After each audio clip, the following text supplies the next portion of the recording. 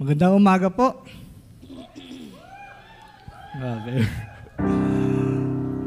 Grabe ang kaba ko po ngayon. Ayan. So, magandang umaga po sa lahat po na nandito sa Sanctuary, maging sa mga nanonood po online. Magandang umaga po.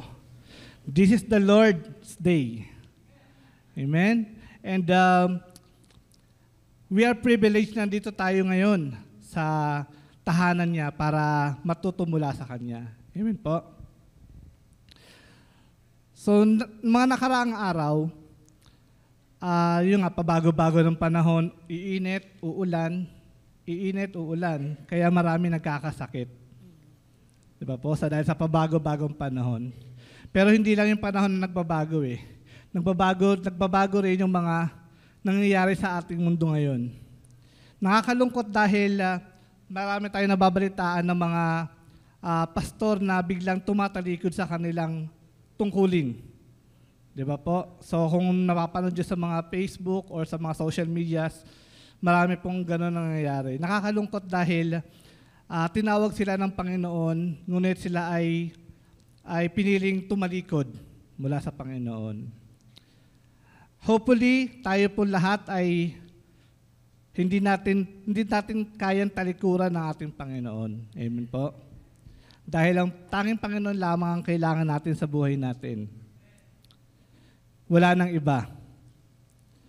Tanging siya lamang dapat ang maging numero uno or hari ng buhay natin. Sapagkat kapag kasama natin siya, wala na tayong hahanapin pang iba. Diba? Dahil si Lord lang ay sapat na. Sabi nga po natin sa katabi natin, si Lord lang ay sapat na. Amen. Maaari po ba tayong tumayo at batiin natin ang ating mga kapatiran nandito ng isang mapagpalang umaga?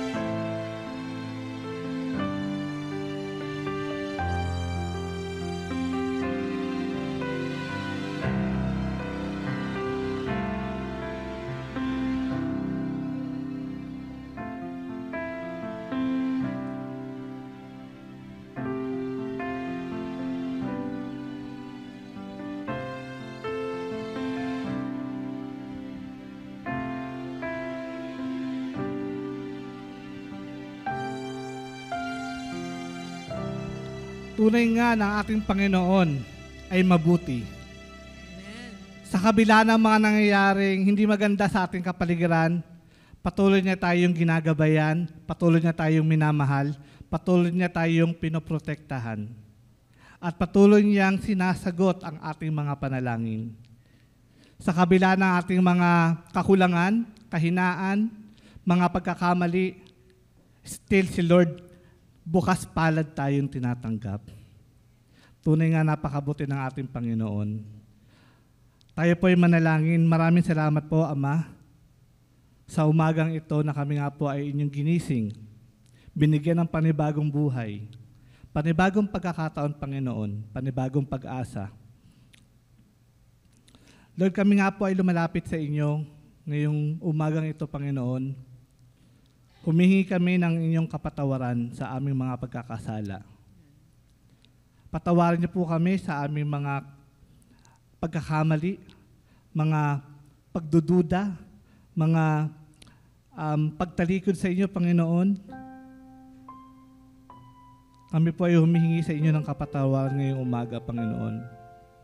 Tunay nga po, Panginoon, na patuloy niyo pong linisin ang aming puso, ang aming isipan, Panginoon. Upang sa ganun, Panginoon, ay patuloy kaming lumakad sa inyo. Lumakad kasama niyo, Panginoon. Lumakad patungo sa inyo. Maraming salamat po sa inyong pagmamahal. sa inyong kabutihan sa bawat isa sa amin, Panginoon. Kami nga po ay lumalapit ngayong umaga sa inyo. Kami ay magpupuri, magpapasalamat. At tanging pangalan mo lamang ang aming itataas. Maraming salamat po. Dumako na po tayo sa ating mga prayer focus.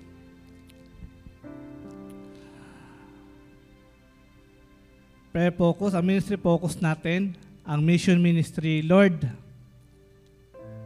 patuloy niyo nga pong gabayan, Panginoon, ang mission ministry at mga members, volunteer members nito, Panginoon. Patuloy niyo po silang gabayan, patuloy niyo po silang palakasin upang magawa nila, Panginoon, ang mga gawain na tinawag niyo para sa kanila, Panginoon. Tunay nga po, Panginoon, na patuloy silang gabayan, protektahan, Panginoon, sa bawat oras. Habang kanilang ginagawa, Panginoon, ang tungkulin na inaatang niyo sa kanila, Panginoon. Ang bawat isa ay patuloy niyong i-bless, Panginoon, sa ng kanilang pamilya. Upang sa ganon, ikaw lamang po ang tunay nilang sambahin at papurihan. Ang ating mga birthday celebrants, ang mission focus ay SMI San Mateo, ang outreach. Lord, pinapanalangin po namin ang SMI San Mateo sa pangunguna ni Pastor Dads De Leon, maging na kasama ng kanyang mga leaders doon, Panginoon. Lord, kayo po ang patuloy na gumabay sa kanila, Panginoon. Patuloy niyo po silang protektahan. Lord, patuloy niyo nga po kayong tumawag, Lord, ng mga leaders pa po para sa kanila, Panginoon, at patuloy silang humayo upang maabot ang kasulok-sulukan, Lord, ng buong San Mateo at mga karatig lugar, Panginoon. Tunay nga po, Panginoon, na patuloy niyo po silang gamitin upang lumaganap po ang iyong salita, hindi lang sa San Mateo, kundi sa buong Rizal at buong Pilipinas. Lord, pinapanalangin po namin ang aming mga birthday celebrants. Lord, kayo nga po, Lord, ang patuloy na magbigay ng biyaya sa kanila, Panginoon. Punan niyo po ang kanilang mga pangangailangan sa araw-araw. Patuloy niyo po silang gabayan sa lahat ng oras, Panginoon. Ingatan niyo po sila sa lahat ng kanilang ginagawa, Panginoon. Bigyan niyo po sila ng inyong wisdom, Panginoon, sa lahat ng mga desisyon na kanilang gagawin, Panginoon. Upang sa gano'n ang kanilang buhay, Lord, ay maging kalugod-lugod sa iyo, Panginoon.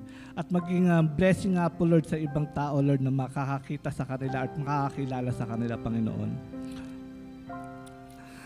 Pinapanalangin rin po namin ang aming mga regular members at ang associate members, Panginoon. Lord, patuloy niyo po silang gabayan, patuloy niyo po silang ingatan, patuloy niyo nga pong i-reveal ang inyong sarili sa kanila, Panginoon. Patuloy niyo po silang buhusan ng inyong biyaya upang sila po ay maging biyaya rin sa ibang tao, Lord, na nakapaligid sa kanila, Panginoon. Lord, patuloy niyo po silang gamitin, Panginoon, upang makapag-share ng gospel, Lord, sa mga kanilang kakilala at mga mahal sa buhay na hindi pa nakakilala sa iyo, Panginoon. Lord, ang kanilang buhay nga po, Lord, ay maging kalugod-lugod sa iyo, maging blessing sa ibang tao, Panginoon. At patuloy nga po, Lord, na lumalim ang kanilang pananalig sa inyo, Panginoon.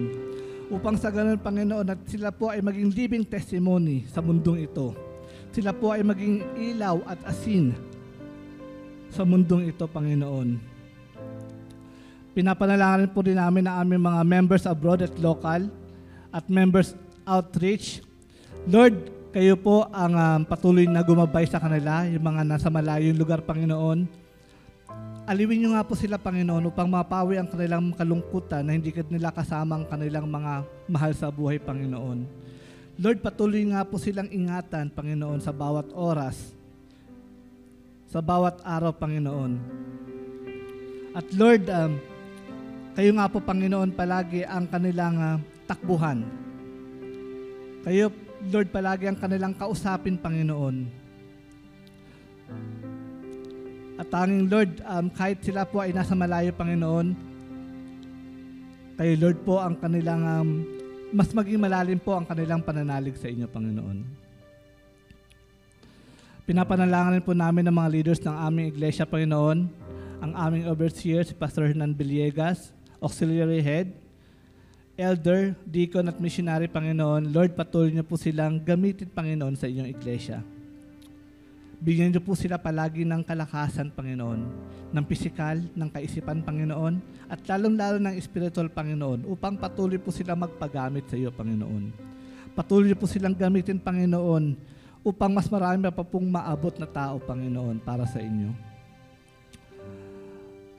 Bigyan niyo po sila ng wisdom at knowledge, Panginoon, upang sa ganun, Panginoon, ay makaisip pa po kami ng mga estratehiya, Panginoon, para mas marami pa pong tao ang aming maabot, Panginoon, sa pamamagitan ng inyong iglesia, Panginoon. Lord, patuloy niyo po kaming gamitin, pati lahat ng mga volunteer members, Panginoon, sa iglesyang ito, patuloy niyo pong gamitin, Panginoon, para tayo lamang po ang may taas at mapapurihan ng lahat ng tao, Panginoon. Bigyan po kami ng kalakasan, Panginoon, sa lahat ng oras. Ingatan niyo po ang bawat isa, Panginoon, sa lahat ng kanilang ginagawa, anumang oras, anumang minuto, Panginoon, ng kanilang buhay, Panginoon. At tunay nga po, Panginoon, na sila po ay maging biyaya sa ibang tao, Panginoon. Salamat po, Ama. At pinapanalangin po namin ang aming denomination, ang Conservative Baptist Association of the Philippines, sa pangunguna ng aming General Director, si Reverend Dre Abante, Panginoon. Lord, kayo nga po, Lord, ang patuloy na maging sentro ng denomination namin, Panginoon. Lord, kayo lamang po ang maging dahilan, Panginoon, ng lahat ng aming ginagawa, Panginoon. Patuloy niyo pong gabayan ang lahat ng namumuno sa SIBAP, Panginoon, upang sa ganun, Panginoon, patuloy niyo po silang magamit sa lahat pa po ng gagawin, Panginoon, ng SIBAP. Maging kiniklaim na po namin, Panginoon, ang victory, Lord, sa aming Vision 2025, Panginoon. Kayo lamang po ang lahat ng ito may taas, mapapurihan at mapasalamatan, Panginoon. Pinapanalangin po namin ang aming bansang Pilipinas, Panginoon, sa pangunguna ng aming Presidente Ferdinand Marcos, Panginoon, naging Vice Presidente, Senador, hanggang sa Barangay Kagawad, Panginoon. Lord, patuloy niyo po silang gabayan, Panginoon, na ang kanilang paglilingkod, Panginoon, ay nakaangkla sa iyo, Panginoon. Lord, magkaroon nga po sila ng takot sa inyo, Panginoon, upang paglingkuran lamang ang sambayan ng Pilipino at hindi ang kanilang mga personal na interest, Panginoon. Lord, gamitin niyo nga po sila, Panginoon, para ang bansang ito, Panginoon, ay ang bansang kumikilala sa aming Diyos na si Jesucristo. Lord, pinapanalangin rin po namin ang Bless Our Cups, Panginoon. 10 ng mga namumuno dito, Panginoon, patuloy niyo po silang gabayan, protektahan, Panginoon, sa lahat ng oras, Panginoon, at patuloy nga po, Lord, na gamitin nga po itong BOC, Panginoon, para mas marami na pong maabot na kapulisan, Panginoon. Upang sa ganun, Panginoon, ang lahat ng ito po ay maging tapat sa kanilang tungkulin, Panginoon, sa bayan ng Pilipino. Maraming salamat po, Panginoon. At kiniklaim na po namin ang lahat ng ito, Panginoon. Dahil kayo lamang po ang nag-iisa naming Diyos, kayo lamang po ang karapat-dapat naming sambahin, pasalamatan, papurihan, Panginoon. Tunay nga po, Lord, na kami nga po ay maging kalugod-lugod sa iyong harapan, Panginoon. At gabayan niyo po kami, linisin niyo po ang aming puso't isipan, Panginoon, upang maibigay namin sa inyo ang pagpupuri na nararapat lamang sa inyo, Panginoon. Ito ang aming samot dalangin sa pangalan ni Jesus. Ang lahat po ay magsabi ng Amen. Amen. Amen. Praise the Lord. Let's all stand and let's worship our God. For to Him, nothing is impossible.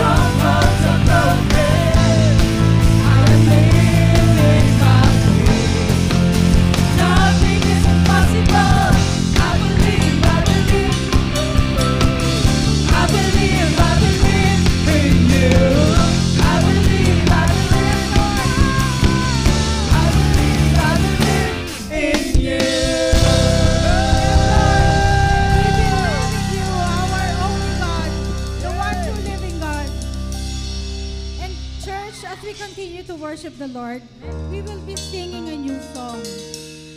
And meron po tayong mababanggit dito na foreign language. Ayo is a word, an Indonesian word, which means to come. And Iowa is an African word which means joy. So this is meaning for us to come with joyful hearts in praising and worshiping the Lord. Honor Lord. Declare that you are God. We have come to worship you.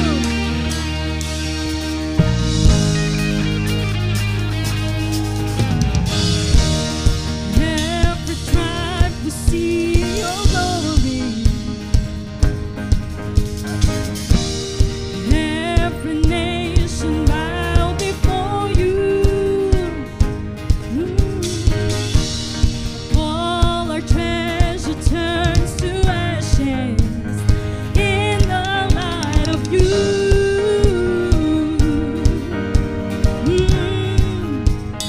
As we're singing, holy is the Lord Almighty.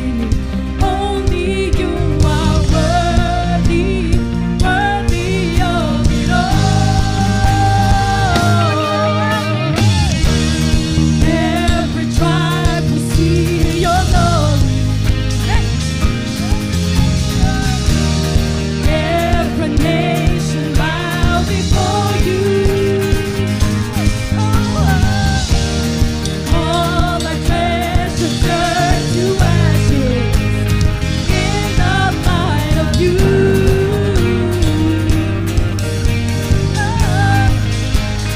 As we're singing, holy is the Lord Almighty. Only you are worthy, worthy of it all. Praise and glory, honor and strength unto our God, unto our God. The matchless, endless, love unrestrained. This is our God. Every tribe sing praise and glory, honor and strength unto our God, unto our God. Matchless, endless, love unrestrained. This is our God. Every tribe sing, hey yo, hey yo, hey yo, ah. Hey yo, hey yo, hey yo, ah. Oh, hey yo, hey yo, hey yo, ah. Oh, hey yo, hey yo, hey yo, ah. There is no one like our God. Oh, there is no one like our God. There is no one like our God. There is no one like our God. Wala kang katulad, O Diyos. Wala kang katulad, O Diyos. Wala kang katulad, O Diyos. Wala kang katulad, O Diyos. There is no one like our God. We sing, there is no one like our God. There is no one like our God. There is no one like our God. Praise and glory, honor and strength unto our God, unto our God. Your matchless, endless, love unrestrained. This is our God. Every tribe sing praise and glory, honor and strength unto our God, unto our God. Your matchless, endless, love unrestrained. This is our God. This is our God. Hey yo, hey yo, hey yo, ah. Hey yo, hey yo, hey yo, ah. Hey yo, hey yo, hey yo, ah. Hey yo, hey yo, hey yo, ah. There is no one like our God. There is no one like our God. There is no one like our God. There is no one like our God. There is no one like you. Ikaw lamang lang ang aming pupurihin, ang aming pasasalamatan. Our great and awesome God. We continue to worship you. For you are our great reward. To you, Lord, we offer our lives. And we declare that we follow and obey you. We declare that you are God in His Emai. We declare that you are God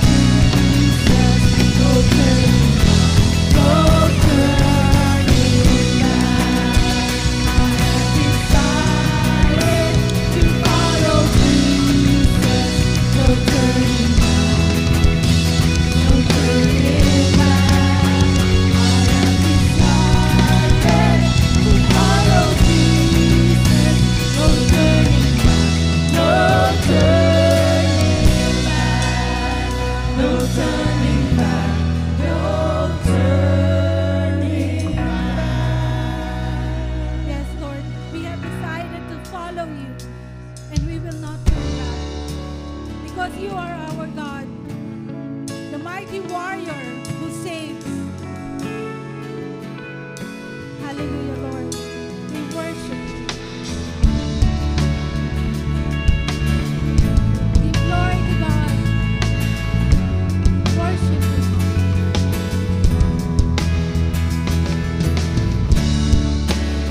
Everyone needs compassion, a love that's never fading. Let mercy fall on me. Everyone needs forgiveness, kindness of a Savior, the hope of nations.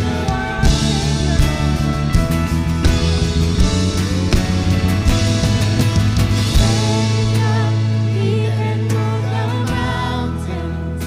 My God is mighty to save. He is mighty to save.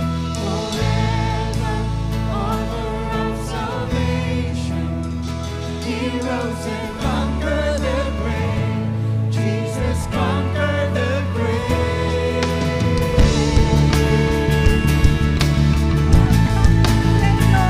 Yes, He did. Yes, He did. So take me as you find me, and all my fears and failure.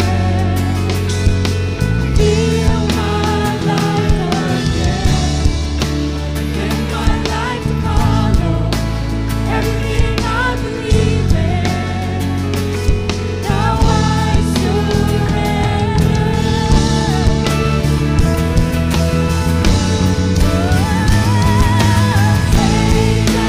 He can move the mountains. My God is mighty to save. He is mighty to save. Forever, author of salvation. He rose and conquered the grave. Jesus conquered the grave. He can move the mountains. My God is mighty to save. He is mighty to save. Forever, author of salvation. He rose and conquered the grave. Jesus conquered the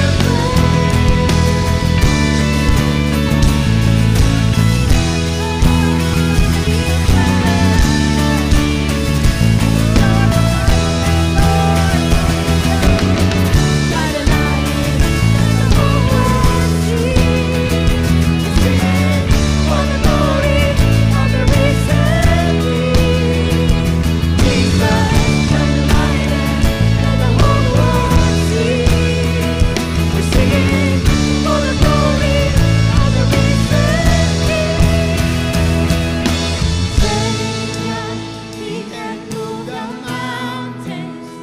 My God is mighty to save. He is mighty to save. Forever, author of salvation. He rose and conquered the grave. Jesus conquered the grave. He can move the mountains. My God is mighty to save. He is mighty to save. Forever, author of salvation. He rose and conquered the grave. Jesus conquered the grave. Savior, He can move the mountains. My God is mighty to save. Our God is mighty. He is mighty to save. The author of salvation. Author of salvation. Our great He rose conqueror. and conquered the grave. Jesus conquered the grave. Savior, He can move the mountains. My God is mighty to save. He is mighty to save. Forever, author of salvation. He rose and conquered the grave. Jesus conquered the Oh, Lord Jesus, our Savior, our Lord, you have conquered death and the grave. You live forever and ever. Hallelujah. Come on, church, worship the Lord. Give Him your best clap offering. Oh, Lord, to you we give our hearts, oh God, our worship, our adoration for you, our God. And you deserve all worship. Come on, church, let's give another great clap offering to the Lord. Hallelujah, Lord. Thank you, Jesus. Thank you, Lord. Amen and amen. Praise be to our Lord. We may all be seated.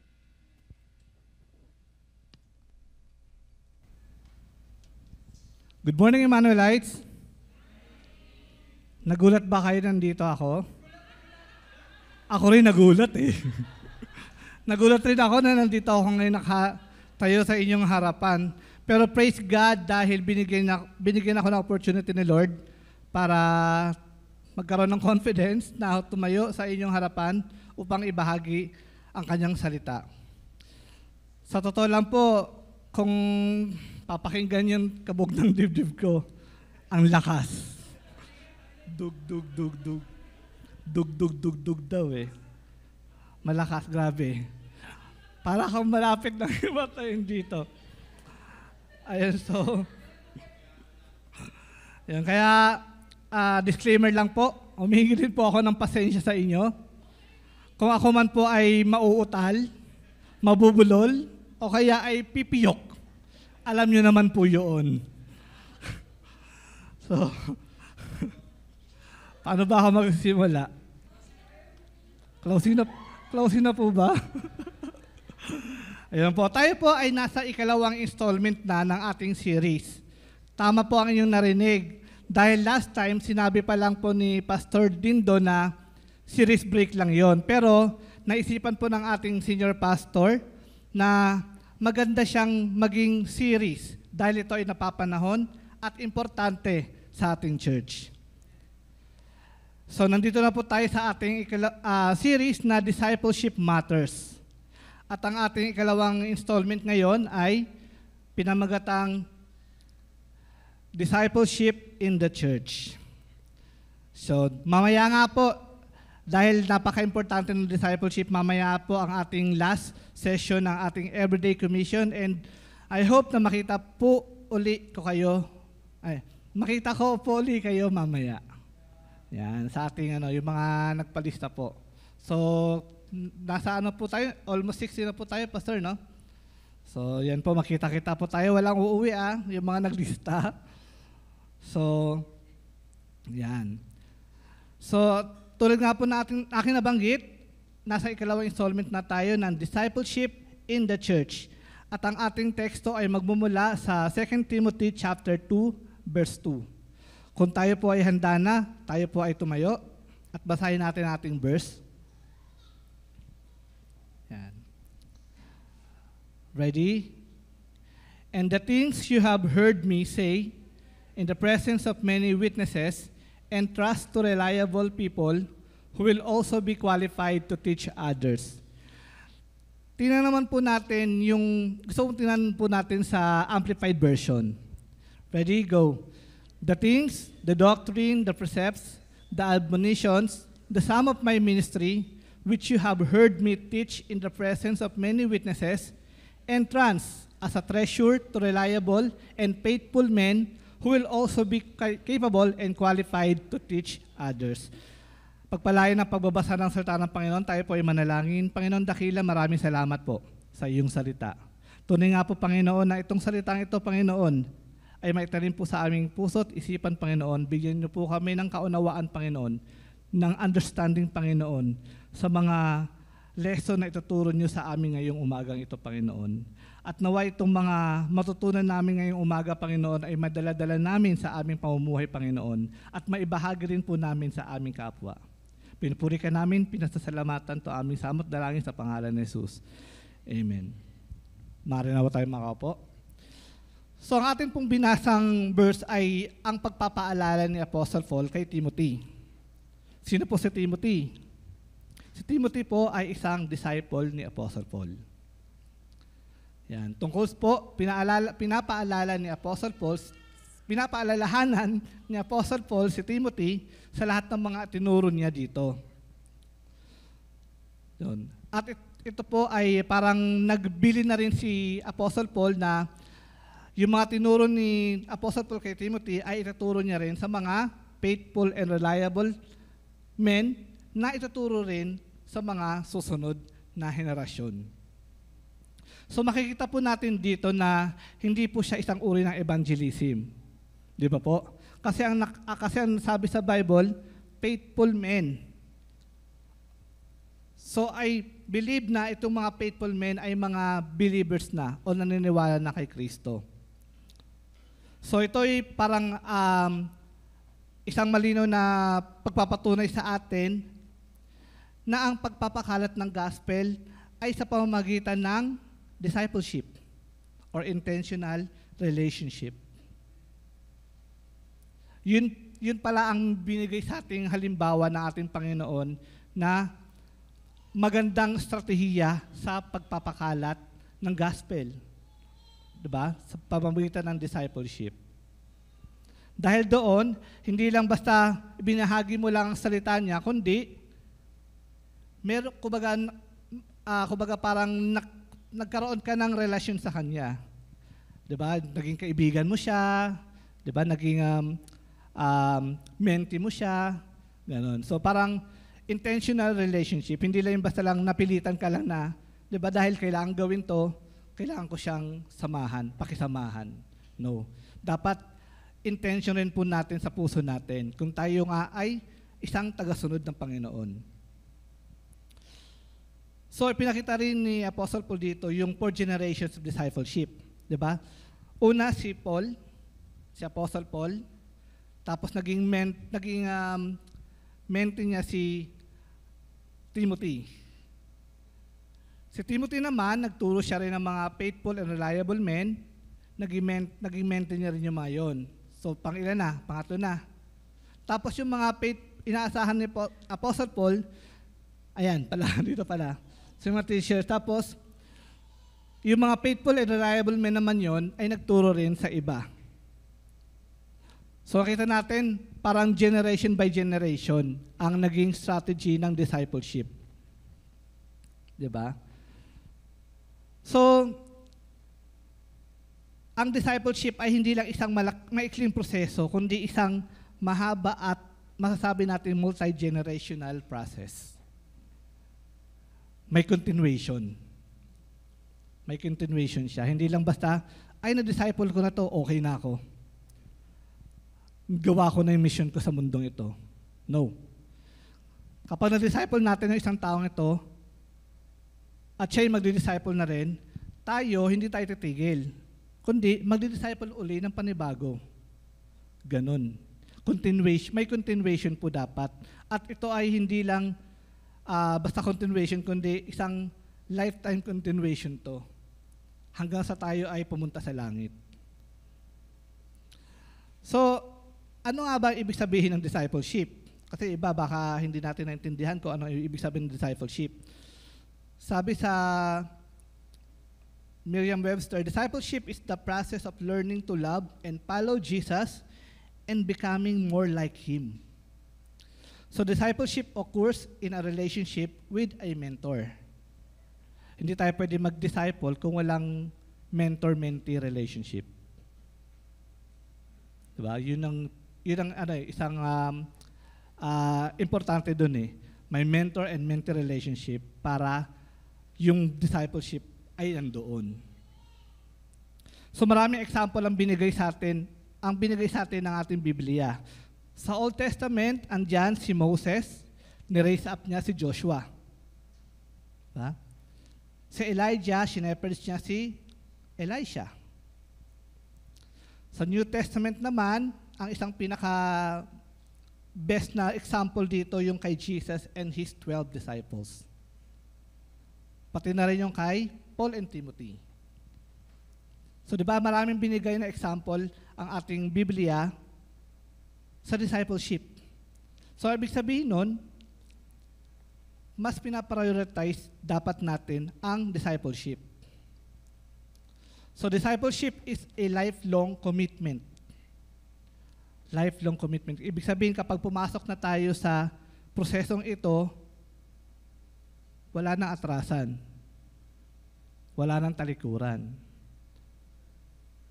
Diba? Tuloy-tuloy na po ito. Dapat kapag papasok tayo dito, sigurado tayo at gusto natin ito. Gusto natin to dahil mahal natin si Jesus. Gusto natin itong gawin dahil hindi lang tayo napipilitan. Gusto natin itong gawin dahil mahal natin yung kapwa natin. At ang pamilya natin, mga kaibigan natin, at gusto natin sila na makasama natin sa langit. Diba? Hindi lang yung ginagawa lang natin to dahil kailangan lang gawin, kailangan sabi lang kasi ni Pastor Hernan, Pastor Bong, kailangan natin gawin. Kapag hindi natin magawa, hindi tayo makapagsabit ng report, wala, bagsak tayo. Parang compliance na lang ba ang discipleship? No. Hindi po tayo nagko-comply lang sa mga pinapagawa sa atin ng ating mga pastor. Kahit late tayo magpasa ng report, okay lang basta ginagawa natin ng tao sa puso yung discipleship. Diba? Sabi nga ni Pastor Bong, okay lang kahit wala pa tayo nagawang actions dun sa mga pinagpipray natin sa 5x5 prayer list natin. As long na gagawin natin, di ba? Haharap at haharap tayo ng paraan, opportunity para magawa yung bagay na yon. Di ba? So, it's a lifelong commitment. Wala nang atrasan, wala nang balikan. It is life on life. At palaging tinuturo sa atin, it is intentional relationship. Hindi lang siya relationship, kundi intentional relationship. Intentional, ibig sabihin, intention mo talaga. Gusto mo talagang gawin yun. Hindi lang napilitan, hindi lang kailangan, hindi lang compliance. So makikita natin sa sulat ni Apostle Paul sa church in Thessalonica, sabi sa 1 Thessalonica chapter 2 verse 8, yan. Slide, please. 1 Thessalonica chapter 2 verse 8. Okay. Wala pala. Sorry. Basahin ko na lang po. 1 Thessalonica chapter 2 verse 8. Because we love you so much, we were delighted to share with you not only the gospel of God, but our lives as well. Bakit ka sasabihin ni Apostle Paul yun kung hindi niya intention? Diba?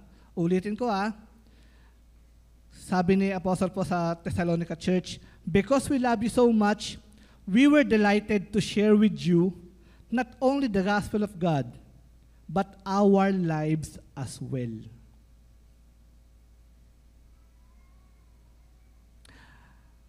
Ang inyong pong lingkod ay isang produkto rin ng discipleship. So praise God, timing itong pagkakataong ito dahil bukas po ang aking ika-20 anibersaryo, yung pag-accept ko kay Lord. So talagang praise God po dahil kung di dahil sa mga taong ginamit ni Lord para ma-sharean ako ng gospel, ma-train ako, 'di ba? Umattend pa ako ng mga training dito in Seoul, School of Leaders, sobrang lumang-luma na, 'di ba? So pero isa po masabi ko, August 12, 2004, nung unang inaccept ko si Jesus, hindi ko siya pinagsisisihan. Hindi ko pinagsisihan na tinanggap ko ang Panginoon bilang Diyos at tagapagligtas. Hindi madali ang pinagdaanan 'Di ba? Hindi naman pinangako ng Panginoon na bed of roses, 'di ba? Hindi pinangako ng Panginoon na smooth lang. Kundi marami tayong pagdadaan ng mga struggles, problems, ano pa ba? Lahat na lang ng pwede nating pagdaanan ay maaari nating pagdaanan. Pero isang sure na sure lang doon. Sa pagdaan natin sa prosesong 'yon, alam natin na kasama natin si Lord. Hindi man natin siya maramdaman, pero alam natin na kasama natin siya. Sapagkat yung prosesong 'yon, tulad nga sa ginto, 'di ba? Na kailangang dumaan sa init para maging isang pinong-pinong ginto. Tayo rin bilang isang mananampalataya, wag nating, 'di ba? Wag tayo magalit kay Lord kung tayo man ay dumadaan sa prosesong 'yon. Masakit, mapanakit, 'di ba? Lahat na lang ng pighati ang mararamdaman natin. Pero kapag napagtagumpayan natin 'yon, parang tayong isang ginto at precious na tayo sa paningin ng ating Panginoon. 'Di ba? So I encourage everyone na kung hindi pa, 'di ba, hindi pa uma-attend sa isang discipleship program ng ating church, attend po tayo dahil for sure hindi po natin 'to pagsisisihan. I pray that each of you here will seek out a mentor who will do the same in your life. Kung wala pa kayong mentor, 'di ba? Pag-pray kayo na 'di ba? Mag-reveal sa inyo si Lord ng pwede nyo maging mentor. At yun ay maggagabay sa inyo para kayo ay mas lumalim pa sa ating Panginoon. Kaya nga may mga discipleship program ang ating church. 'Di ba? Dahil lang discipleship ang pinaka-lifeblood ng ating church. 'Di ba? Ito ay para matrain tayo. At isa na nga dito yung everyday commission. 'Di ba? Praise God dahil nasa last session na tayo. Pero ngayon pa lang, hindi yung last session dahil marami pang mga susunod na session. So, antabayan na lang po natin yan. Sabi ko nga, tuloy-tuloy yan, continuation. Hindi ito magiging madali. Ito ay isang proseso at nangangailangan ng commitment para dito. So tayo dapat ay mag-commit na tayo ay attend sa discipleship na ito. So ang ating church na ECMI ay committed sa discipleship. We exist for discipleship, to disciple its members and to make disciple makers of them. We do this through our preaching of the word, corporate prayer, baptism, Lord's Supper, church membership and discipline, and through the various gifts the Lord has given the body. So lahat po ng mga ginagawa natin dito, lahat po ng ginagawa ng bawat ministry, lahat po ng mga task na binibigay sa atin, walang malaki o walang maliit, lahat po ay napaka-importante dahil yon ay inclined sa discipleship. Lahat yon ay isang malagang parte ng discipleship ng ating church. Yan. God's design is for the church to be the main discipler. So ang church ang ating main discipler, no? Sa Great Commission, Jesus made it clear that every one of his disciples is called to reproduce himself. So we cannot say na we are disciples kung hindi tayo nakakapag-reproduce. Ano lang tayo nun? Member lang tayo nun. So ang tunay na disciple daw, una na nga, sabi ko na nga po, di ba? So ang tunay na disciple daw ay dapat nagre-reproduce. Ni-duplicate mo ang sarili mo. Minumultiply mo ang sarili mo, di ba? Meron tayong math, di ba? May multiplication, may duplication. Yan. So every disciple is to be involved in the work of living for Christ, leading others to Christ, and mentoring believers so they might also be productive for Christ.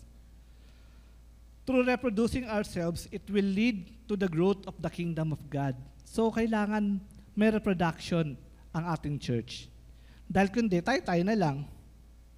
Tayo-tayo na lang hanggang sa lahat tayo dito ay eventually mamatay. Kapag tayo lahat dito namatay na, wala na magpapatuloy. Diba? So naging stagnant ang church.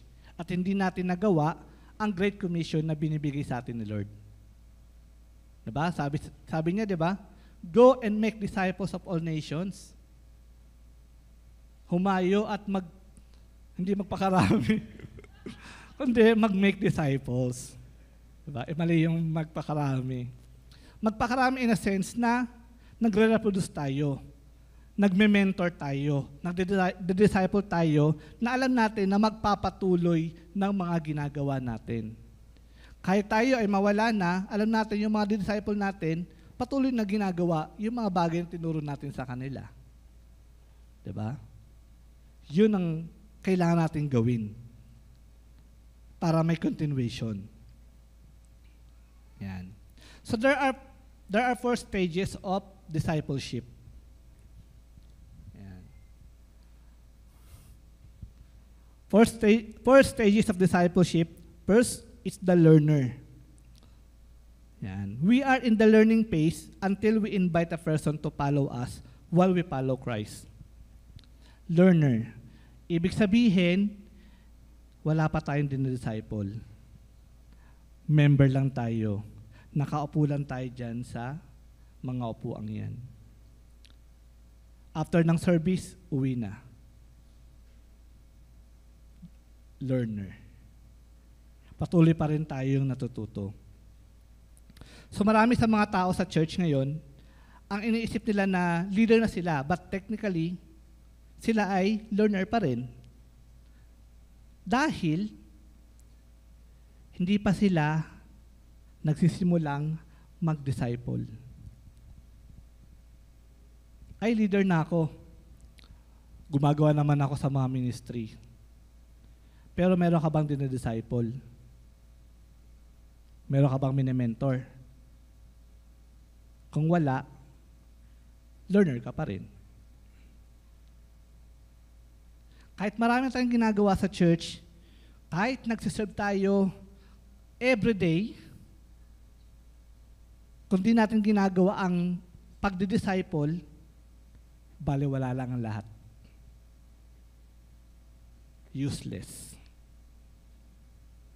Kasi, hindi yun ang design ni Lord sa atin. Hindi niya tayo dinesign para lang, di ba, mag-serve na mag-serve. Ang pinaka gusto niyang gawin natin ay yung pagdi-disciple. Kaya kung tayo ay, marami tayong marami akong ministries. Lahat na lang ministries sinalihan mo. Pero wala ka namang dinidisciple, wala ka namang mini-mentor, bale wala lang rin po lahat yun. Oo, na-appreciate yung pag-serve mo sa church. Thank you sa lahat ng yon. Pero kung hindi ka nag-disciple,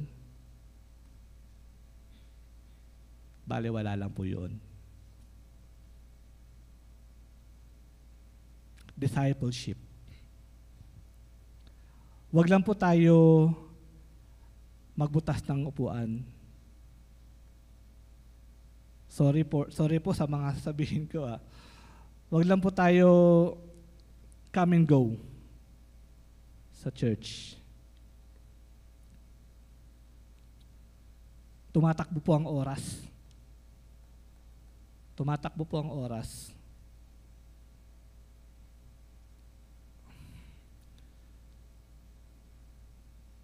Kaya po natin gawin ang discipleship.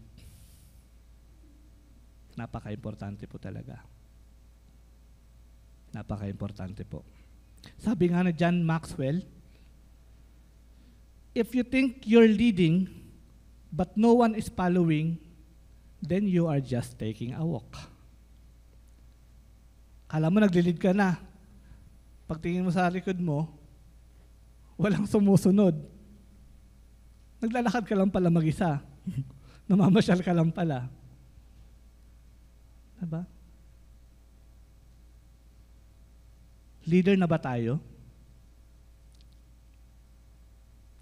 May sumusunod na ba sa atin? May mini-mentor na ba tayo? May nililid na ba tayo? Sa small group? Or sa mga discipleship program? Or akala lang natin leader tayo? Ay, leader ako. Tabi kayo dyan, dadaan ng leader. Pero yun pala, wala. Yun pala, so hindi natin pwedeng sabihin na tayo ay leader kung wala naman tayo nililid o sumusunod sa atin. So kung ating pag-aaralan o titingnan kung paano tinuro ng ating Panginoon ng leadership, ito ay nakaangkla sa discipleship. Di ba? Imbes na magturo siya sa libo-libo diyang followers, nag-focus lamang siya sa kanyang 12 disciples. At hindi lang siya nag-focus doon, nagkaroon siya ng intentional relationship sa kanyang mga disciples. Di ba? Mabasa naman natin lahat yun sa Biblia. Di ba? Bas nagbigay siya ng oras. Kung babasahin natin ang Biblia natin, nagbigay siya ng oras sa kanyang 12 disciples kaysa sa kanyang mga libo-libong followers.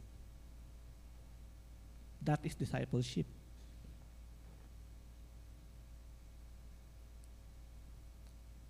That is discipleship. Second stage, leader. Leading means having at least one committed follower. Yan. Masabi mong leader ka na kapag meron ka ng nililid or dinidisciple.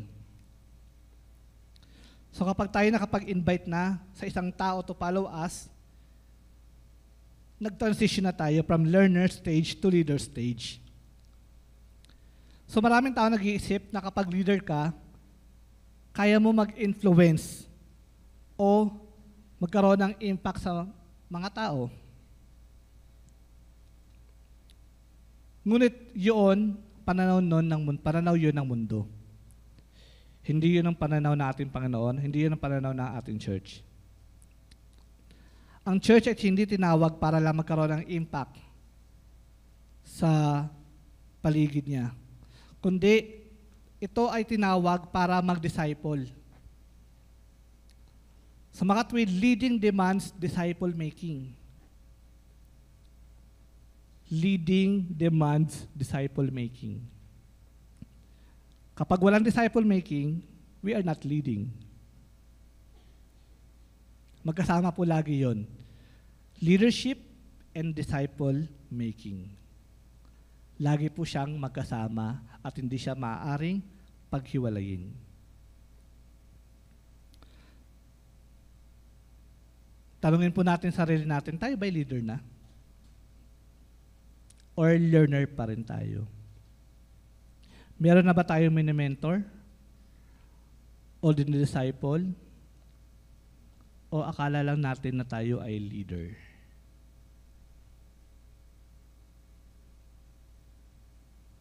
Kapag ikaw isang naging leader na, isang hakbang na lang para maging disciple maker. At kapag ang iyong disciple ay nagsimula na rin mag-disciple, then, ikaw ay isa ng ganap na disciple maker. Yun ang ating ikatlong stage. Disciple maker. Mas tumataas na. Diba? Learner, leader, disciple maker. Masabi lang na disciple maker ka kapag yung disciple mo nakakapag-disciple na. Di ba masarap sa pakiramdam na kapag ang disciple mo, may dinidisciple na rin? Parang, ang sarap naman sa pakiramdam, parang baliwala lahat ng mga sakripisyo mo, lahat ng mga pagpapagod mo, lahat ng pagbibigay mo ng oras sa taong yun dahil nagkaroon ng bunga. Nagkaroon ng bunga. Nag-disciple na rin siya.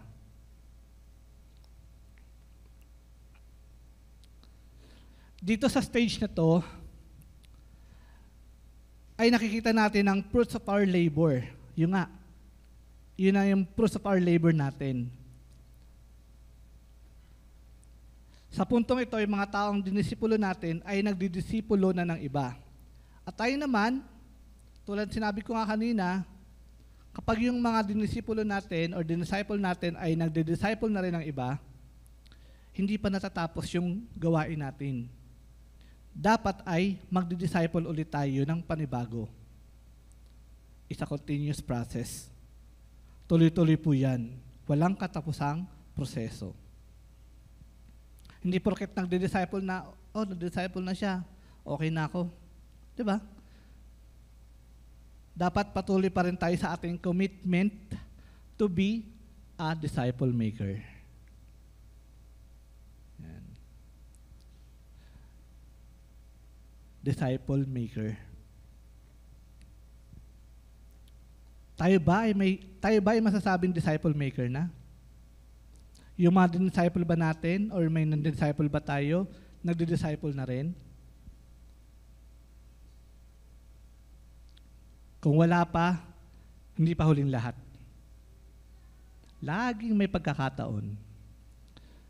Laging may pagkakataon na binibigay ang ating Panginoon, ang ating church, para tayo ay sumama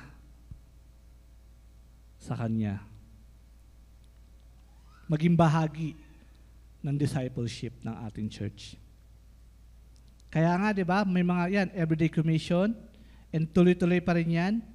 Last session pala ng everyday commission, pero may mga susunod pa yan.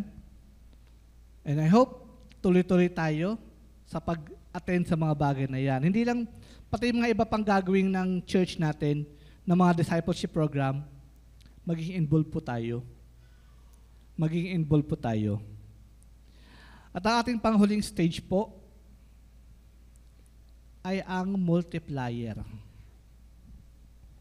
Multiplier. Sino po magaling sa math dito? Sino yung mga BS math? BS math. BS math. Wala? Ako lang? Joke. Walang BS math. Ano ibig sabihin ng multiplier? BS math po. Wala ba tang BS math dito? O magaling sa math? Ano po ibig sabihin ng multiplier? Yun po ba yung pangputol ng mga wire?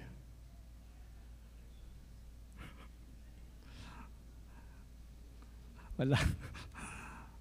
Multiplier. So, hindi ko rin alam sagot. Joke lang. Ano po? Multiplier, nagmo-multiply. Di ba? Sa math natin, multiplication. Exponentially. Di ba? Dito sa puntong ito ay nakikita natin na unti-unti nang lumalago ang mga taong ating disciple. So ito yung experience ni Apostle Paul kay Timothy. Naging multiplier si Apostle Paul dahil yung disciple niyang si Timothy, nag-disciple rin ng mga faithful and reliable men, at yung mga faithful and reliable men na yon ay nag-disciple rin ng iba. Diba? Ilang stages na yung pinagdaanan. So, si Paul ay naging multiplier. So, ang multiplier ay constantly cultivating someone new. Hindi siya threatened sa mga new blood or new young talent. Kundi, nagpapasalamat pa nga ito dahil may continuation or may magpapatuloy. Kung wala magpapatuloy, matatapos yung church, di ba? Stagnant lang siya. Hindi tayo lumago, hindi tayo dumami. Dahil hindi tayo nakapag-disciple. Diba? Kaya natutuwa ako sa Lego Ministry dahil hindi man ganun pa ang paglago, pero nakita natin na may improvement. Diba? May improvement. At yung mga kabataan natin ay nai-involve na rin. Diba? Meron silang regular small groups, tapos sila ay nai-involve rin sa mga bawat ministries. Worship, sa multimedia. So praise God po sa mga kabataan ito. Dapat ang mga kabataan ito yung magpapatuloy, 'di ba, ng ating mga ginagawa dito sa church. Sabi nga dito Dr. Cersel, 'di ba, ang kabataan ang pag-asa ng bayan. Ang kabataan rin ang pag-asa ng ating church. Amen po. Ang kabataan ng pag-asa ng ating church. Dahil sila yung mga susunod na henerasyon na leaders dito sa ating church. Kaya nga dapat hindi natin pinipigilan na ating mga anak para maging bahagi ng mga gawain dito sa church. Hindi natin sila pinipigilan na maging involved sa ministries, umattend sa small groups. Dapat tayo mga parents ay pinupush pa natin sila, di ba? Parang ine-encourage pa natin sila to attend church.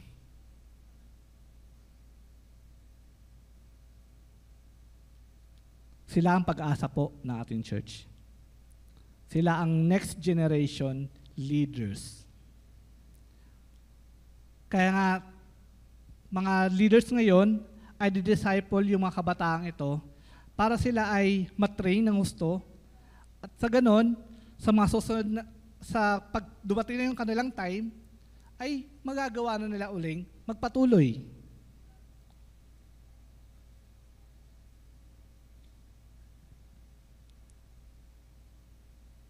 Si Timothy ay isang bata pa, di ba? Bata pa si Timothy. Pero din-disciple na siya ni Apostle Paul. So we are privileged kapag bata pa lang tayo, ay nagkaroon na tayo ng pagkakataon na maging bahagi nito. Dahil mas marami tayong time. Di ba?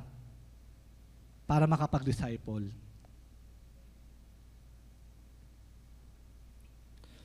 Kaya nga, ang ating church ay patuloy na nag-iimbita sa ating lahat upang maging bahagi. Diba? Patuloy na kahit mangungulit o kahit mangungulit, para lang tayo ay maging bahagi ng mga gawain dito sa church. Lalong-lalo na ang discipleship. Sabi nga sa Bible, the harvest is plentiful, but the workers are few and old. Joke lang, walang old. Walang old.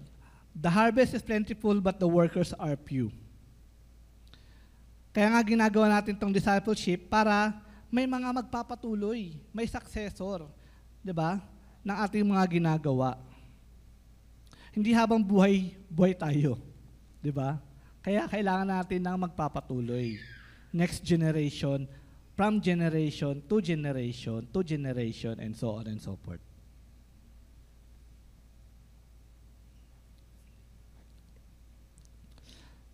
Ang pangunahing goal ng discipleship ay upang tayo ay maging multiplier. So hindi lang tayo dapat maging learner, leader, disciple maker, kundi lahat tayo dapat ay maging multiplier. Multiplier in a sense na, di ba? Mas lumalago tayo exponentially. Diba? Exponentially dapat ang paglago natin. There should be continuity from generation to generation. Huwag nating hayaan na sa atin pa lamang maputol na yun na simulan ng ating Panginoon at ng kanyang mga disipulo. Diba? Sinimulan nila yun thousands of years ago. Huwag nating hayaan na sa atin mapuputol. Diba? Baliwala yung mga ginawa nila. Baliwala yung, diba, pagpapakasakit ng ating Panginoon. Baliwala yung pagsasakripisyo ng ating mga disipulo para lang, diba, mapalaganap ang salita ng ating Panginoon.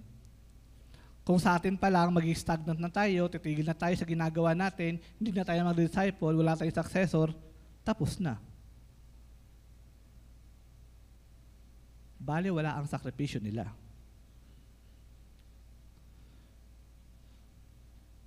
So, sabi lang natin, mag-disciple. Pero hindi po siya madali. Hindi po siya madali. Ang pagdi-disciple or discipleship ay hindi madaling proseso. Andyan lagi yung kaaway natin at gagawin niyang lahat para tayo ay pigilan. Marami siyang gagawing mga pagkakataon para lang tayo pigilan, di ba? May mangyayari, kung ano pa man. Lahat yung gagawin, strategy niyan.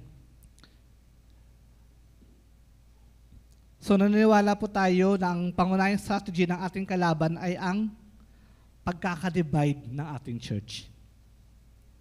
Nakita at naranasan na po natin to way back ng mga unang panahon. At huwag na nating hayaan na maulit-uli. Yung division. Division sa church. Di ba? Kung tayo gagamitin natin yung multiplication, si Satan gagamitin niya division. Di ba? Puro lahat math, di ba? Huwag na natin ulitin yung pag-divide natin. Dapat magkaroon tayo ng iisang layunin, iisang goal, iisang purpose. Yun ay ang pagdi-discipleship. Yan, no? The enemy will always attempt to divide our church in so many ways. Maring sa race, politics, denomination, education, generation, etc., etc. So we know the ways of the enemy. Kung yun ang kanyang strategy, dapat elevate rin natin ang ating strategy. Sabi nga, Satan is trying to divide. The church is trying to add, but Jesus Christ choose to multiply. Multiply. Yun ang strategy na pinakita sa atin ng Panginoon.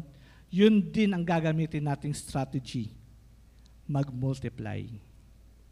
Discipleship. Intentional relationship. Mentor-mentee relationship.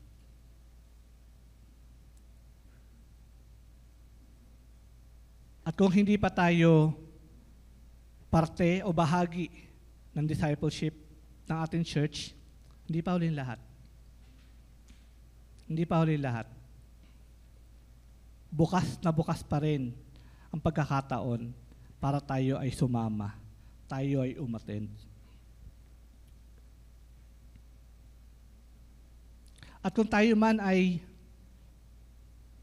nagdududa, tayo man ay hindi pa sigurado sa anong gusto nating gawin, or hindi pa tayo sigurado sa ating pananampalataya sa Panginoon.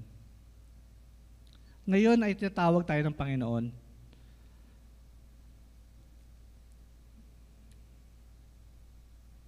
upang ibigay niya ang kanyang gift na buhay na walang hanggan. Kung di pa tayo sigurado, at nais natin makasigurado ngayong umagang ito,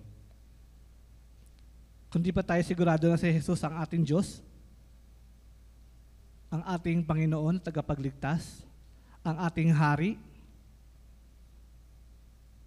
maaari tayo maging sigurado ngayon. Kung willing ka na tanggapin si Jesus bilang Diyos at tagapagligtas, maaari kitang gabayan, samahan. Kung nais mong tanggapin ang ating Panginoon, mangyari lamang na sumunod ka sa panalangin ito. Panginoon, maraming salamat po sa iyong kabutihan, sa iyong pagmamahal.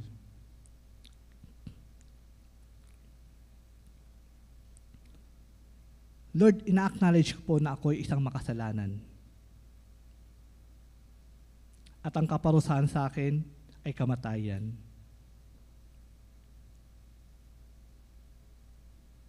Naniniwala po ako, Panginoon, na kayo ay dumating upang kami iligtas at tubusin sa aming mga kasalanan. Naniniwala po ako, Panginoon,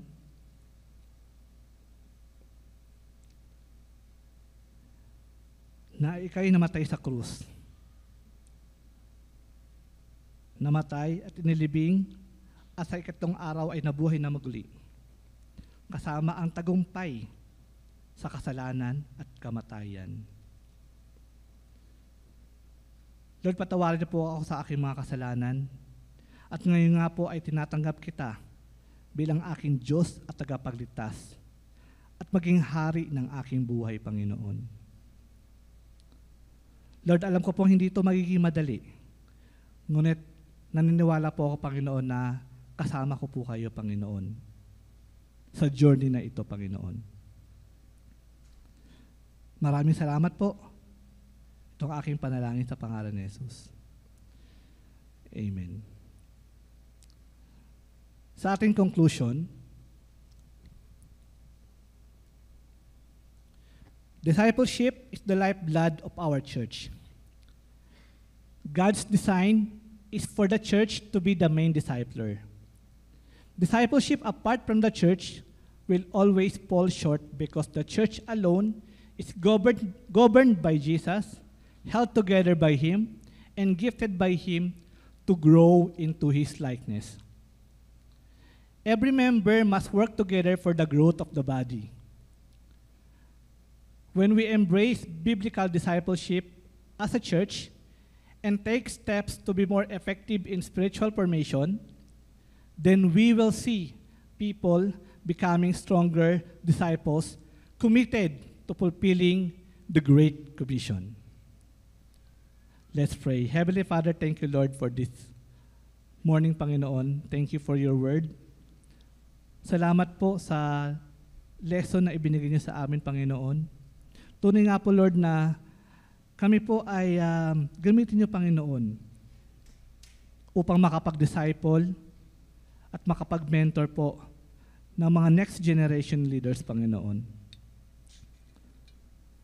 Lord, naniniwala po ako na hindi pa huling lahat, Panginoon, at kaya niyo pong gamitin ang nais niyo po, Panginoon.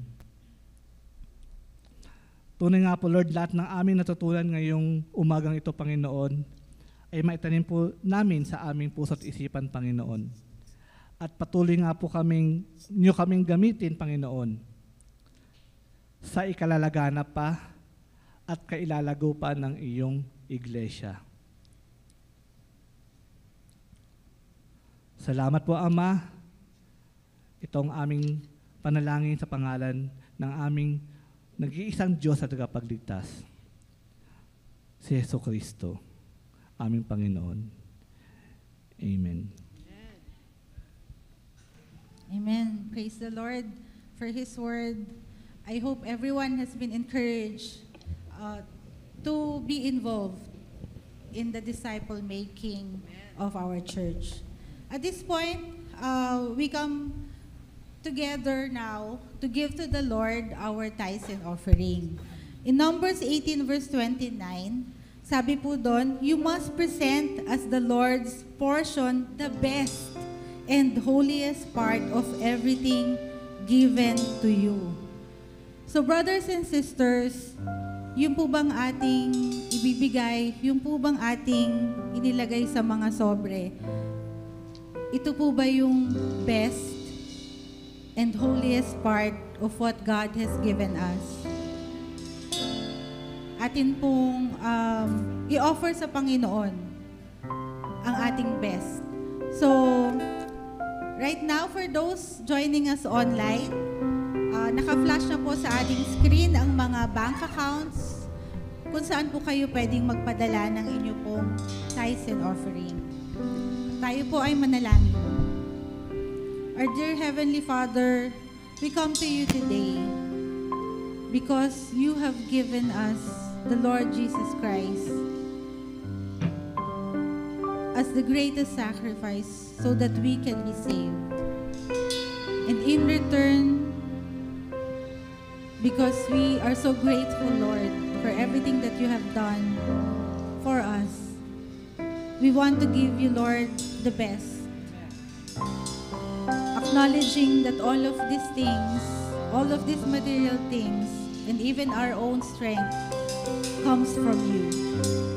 Lord, we pray that you will use these gifts, Lord, these tithes and offering for your glory and for the furtherance of your kingdom. We give you praise, Lord. We give you thanks in Jesus' name. Amen. We may all come and give to the Lord. I can do anything.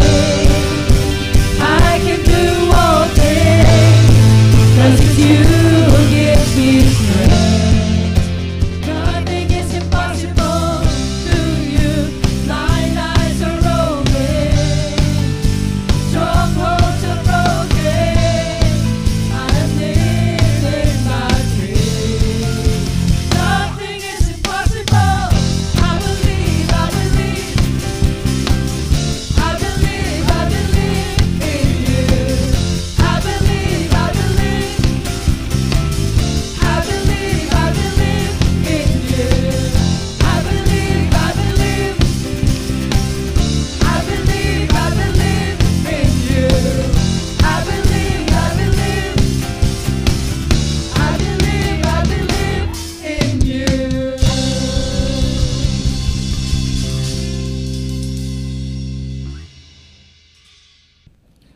ba tayo mga new visitors? Wala. Okay. So, announcements. Next, ayan. Port Watch Prayer. Ako struggling ako dito dahil ang hirap gumising ng 4 a.m. Pero kapag may opportunity tayo, attend po tayo dito. 4 a.m. Monday to Friday. So, tulad ng sinabi nga po kanina, matulog ng maaga mamaya para bukas gumising ng maaga at maka-attend sa Port Watch Prayer. Next. Yan. Last session na po ng ating Everyday Commission. Mamaya na po yan, so antabay na lang po tayo dito mamaya. Huwag na po tayong umalis sa ating kinaupuan. Yan. Next. Yan, bloodletting. Ate Dang. Ayan. Good morning, ECMI men and women of God. Malapit na po ang ating bloodletting. 24 yan ng August. Salamat ng marami po sa mga kapatiran na nagme-message po sa akin directly. Merong 4-4, siyam-siyam. Talagang madami po yung binibigay. Ngayon po ay, ang count po natin 84. So before August, hindi po kasama yung community natin within the church. Naantay pa natin si Kuya Jabe, si Mami Lucy. Meron pa pong padating. At kung meron po kayong ipapa-enlist, kailangan na po namin ito. Kasi po, isasubmit na po natin ito on August, yung list of names, at least 100, on August 17, para makaprepare po. Bakit po kailangan nating mag-submit right away? Para makaprepare po si Philippine Blood Bank ng ipapadala po sa atin na tao. So kung dadagsain niyo po kami on the date itself, baka hindi po namin ma-accommodate. Baka hindi po ma-accommodate ni Blood Bank. Kasi kung sino lang po yung ipapadala nila na kukuha ng mga dugo, based on the numbers that we sent them, yun lang po ang kakayaning ma-accommodate. So as early as possible po, kung meron po silang gustong ipa-enlist, do it po. Message nyo lang po kami sa CAPR team at kahit ako po. Thank you po and God bless us all.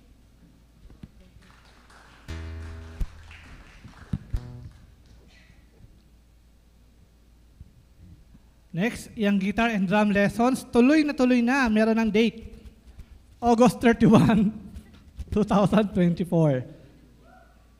Mark your calendar, yung mga nagpalista. At pwede pa po ba magpalista? Pwede pa daw po. Pwede pang humabol.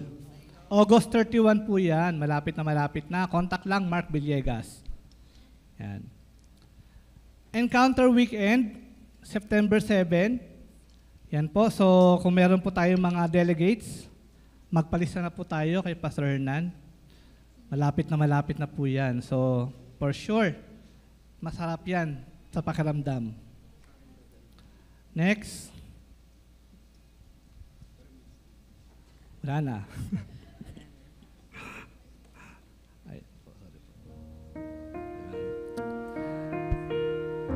Tayo po'y manalangin, tayo po'y magsitayo.